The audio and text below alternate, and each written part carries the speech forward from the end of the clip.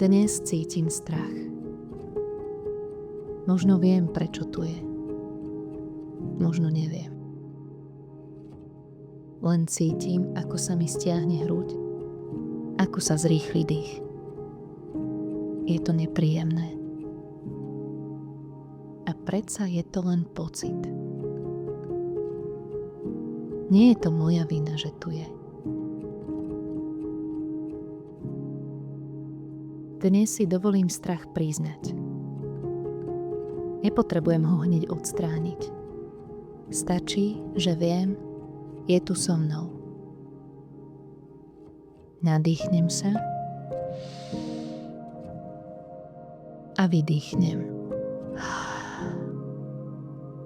A výdychom uvoľňujem napätie. Ešte raz. Nádych a výdych. Pripomínam si, že strach je hlas, ktorý chce, aby som bola v bezpečí. Nie je nepriateľ. Je len signál. A hoci je silný, nie je väčší než ja. Som tu ja. So svojím dýchom, so svojím telom. A môžem si dať chvíľu pokoja.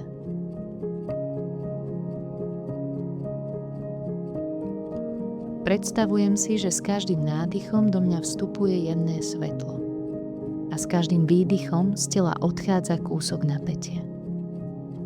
Svetlo ostáva, napätie sa stráca. Aj keď sa bojím, stále si zaslúžim láskavosť. Aj keď sa bojím, nie som sama. Každý človek niekedy cítil strach. Nie som žiadnou výnimkou.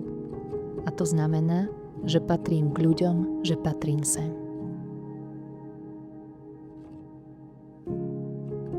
Ešte chvíľu vnímam svoj dých. Nádych a výdych.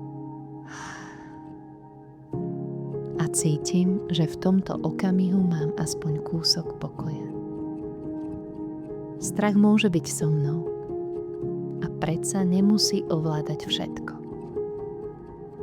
Môžem byť so sebou jemne, nežne, súcitne.